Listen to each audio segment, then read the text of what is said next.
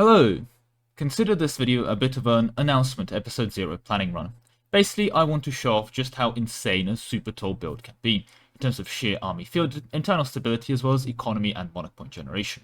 Quite a few peeps wanted to see actual gameplay out of me, which fair enough is something I tend to avoid doing. And well, I wanted to do something cool with it for when I was going to start. So I remember going back to the why do people not play large countries video, and I mentioned how basically amazing China is to develop, and play quote-unquote tour with. So the plan for this campaign is to play Korea, establish a true Empire of Heaven, expanding to pretty looking borders, at least according to me, which will lead to 220 total provinces under my control, and then get my total development to 10k, or basically a 10x empire if you will. Now for context, if I get each one of my 230 provinces to 45 development, I would have 9,900 total development, which means I will also be trying to dev the provinces in Korea proper, which is 30 provinces, an extra 100 times in total. Now, of course, some random events may give me the odd dev here and there after I've already devved a province to 45, making it go beyond 45 on some provinces. And I'm not going to be too strict with it, but that's the plan overall.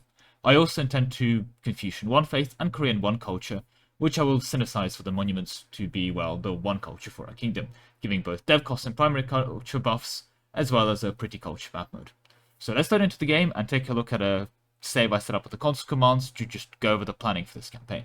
Right, so here we are. These are the pretty borders that I've selected for the run, as it were. Now, a lot is going on, so I think, again, this is kind of just me testing out things, testing out idea group variations and builds, etc., that I wanted to go through. Now, I'll be playing Korea. That's kind of the title of the episode. I won't be doing any tag switches or anything of that nature, and I won't be switching my religion, and, well, primary culture, technically I'll be reforming out of. Now, the reason, of course, Korea is amazing is, well, you get access to some pretty neat reforms specifically for deving. Hermit Kingdom is a great one for that, and, well, we also are going to be able to get from the Hermit Kingdom these buttons here. The inward focus is going to be really, really helpful for the dev cost modifier is going to provide us in terms of getting our development to 45 everywhere. In terms of the borders chosen for the expansions, they're kind of trade-based in terms of trade nodes, but also went for some of a more of a pretty design on some of these. Again, just kind of messed around with what I thought would look cool, plus like get some nice monuments. So in essence, I think Japan to get my starting node is a pretty reasonable expansion plan, and that's kind of what that achieves. But in terms of the China area conquests, yeah, the plan is to grab, well, China proper for the most part.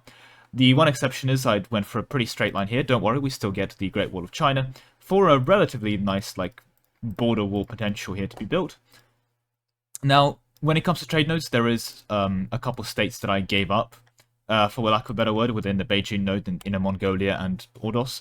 I don't know why these two states, honestly, are not in the human node, because this looks quite ugly without those two states, and I think that would make the node look just better.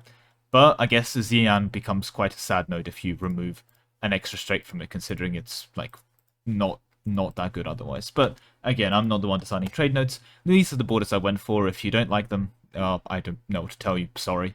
I thought these looked neat, and I like them.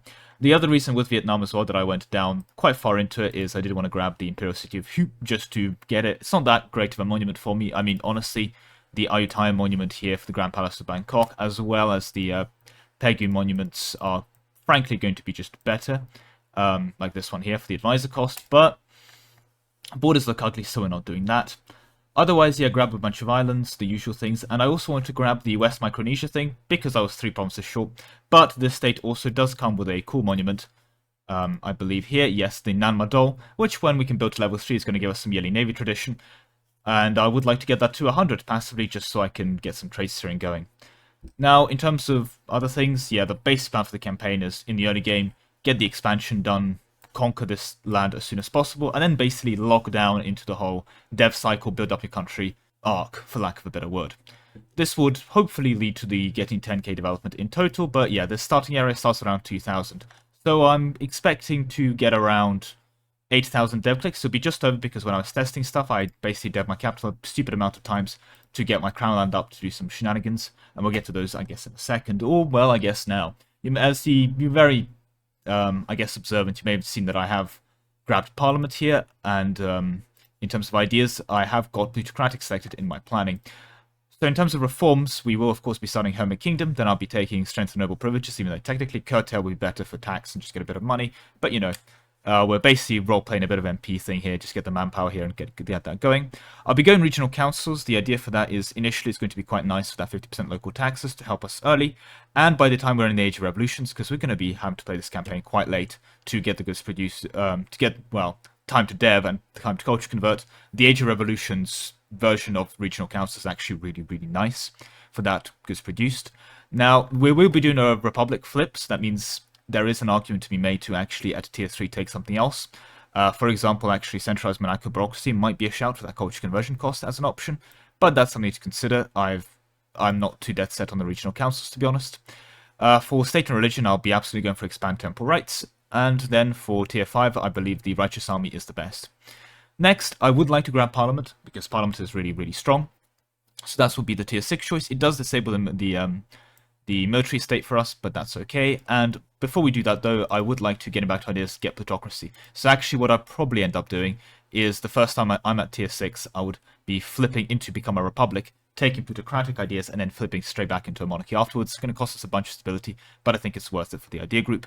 Next, I would like the admin-free policy. We grab lock and proviso, nothing too special here. At tier 9, I'm not too convinced about anything. Now, I went for the treaties of government to reduce parliament bribes, because I do want to give everyone a seat in parliament.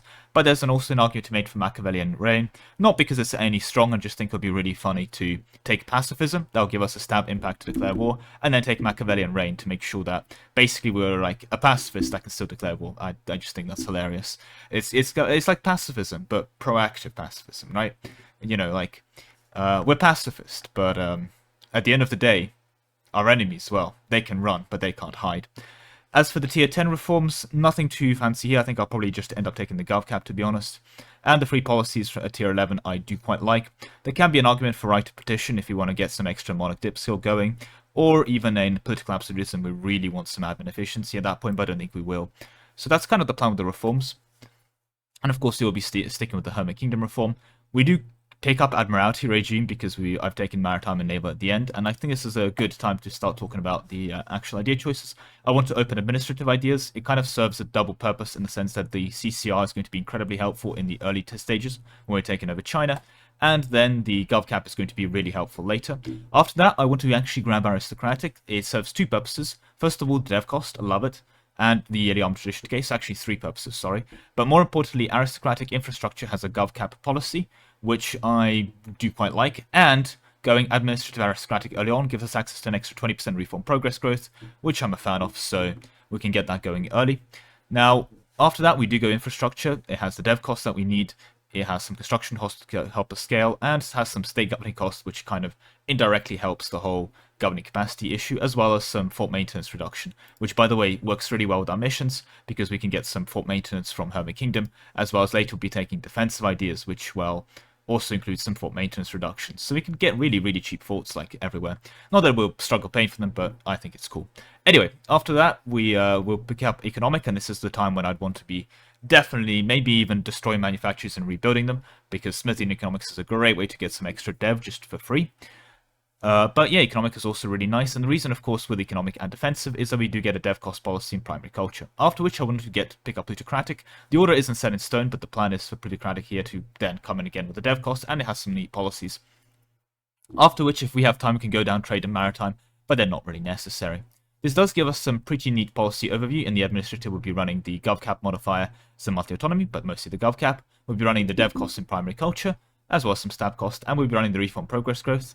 In diplomatic, if we have time for the trade ones, we'll be running both the merchant and trade steering, as well as the global trade power and goods produced modifiers.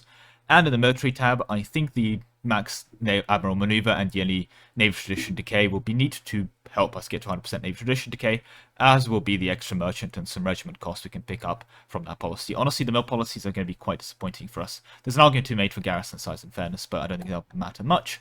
And the best part about all of this is, of course, to be able to run all of this for free with our current setup. Now, in terms of the other things that I wanted to mention here quickly, from the side goals, I would like to get some really, really fancy forts going, and basically, maybe as a version of this, annex every single remaining AI into one big AI, and then let it declare war on us to see if it can basically overcome a Great Wall of China massive like fort line all the way around us. That might be a fun little final challenge past 1821. Although if we do that, we'll have to de-Iron the save game because, of course, I will be playing this in Iron Man mode. Now, regarding everything else, and to be clear, of course, no mods as well. This will be a purely vanilla campaign. Another like little side goal I've realized is that this will be a I'll pick up an extra from the policies, I believe. Yes, an extra Max Admiral maneuver pip from here. Yeah. So I'll be trying to. It took me a while to do this with console actually, because I could refresh my admirals, but I'll be hoping to roll a Max Admiral, just because I've never done that before in the game, and I thought it'd be a fun thing to go for, just as a little side thing. If we have dip points to burn at the end, which we might end up or might not end up having, we'll find out together, I guess. But yeah, that's kind of the plan for that. GovCap may be an issue as well, especially since I'm not getting all of the monuments, and there's not that many buffs to GovCap that I'm going to be having, especially with the nobility disappearing for the 100 GovCap from the nobility estate. I literally only have 2 estates, so the plan is going to be very, very heavily town hall and state house based, but we'll see how that ends up working out. In terms of actual concerns, I do have to also admit there's not that much access to culture conversion cost that we have, as well as culture conversion time, so I hope the one culture part of that isn't too painful. And at the end of the day, this is also a lot of dev clicks. I mean, we are planning to basically dev click over 8,000 times in a campaign, and that's a very big goal to get, so I hope we can generate enough mana for that. And if we can't, well, you know what, I tried. But there we go. That's about that. Now, to get back to the fun planning, I do want to stream these. I do want to try the whole streaming arc after all. So with that, let's talk streaming schedule. I'll be streaming to both YouTube and Twitch, so go with your preferred platform. But I'm trying to establish myself over at Twitch too, so if you can give me a follow there, that would be appreciated. All links in the description as always. As for the time, well, I took a look at my viewer demographics. And yes, my most popular country is the US, no surprise there, but then we are followed by Germany and then Poland, so that doesn't help time zones, really. Before we get to the country I assumed would be second to the UK, who is actually in fourth. In fifth, we do have a surprise entry of Canada, so basically, yeah, you guys are all over the place. So I'm going to be going with a 6 PM BST to around 10 PM BST time zone, or UK local time, and for those in Poland and Germany, or the rest of the Central European time zone, that is 7 PM to 11 PM CST. And for those in America, well, you guys don't even fit inside one time zone, how rude of you, so I'm going to go with the Central Time Zone CST for a midday start and a nice 6 PM finish. Adjust for whatever coast you find yourself on. If you can't catch the stream, fair enough, I can't blame you, so feel free to watch the VOD later, or wait around for a video summarizing the stream itself. I plan to kind of do this almost episodically, we'll see how that works out. So yeah, to make sure you don't miss the first stream, make sure to go down below and subscribe if you haven't already, and a like on the video would be appreciated since you're down there in the area. But with the self-shilling relatively out of the way, well, that is all I have time for. A big thank you to all the people that have supported me over at Ko-Fi, with a special thank you to Ark and Solar.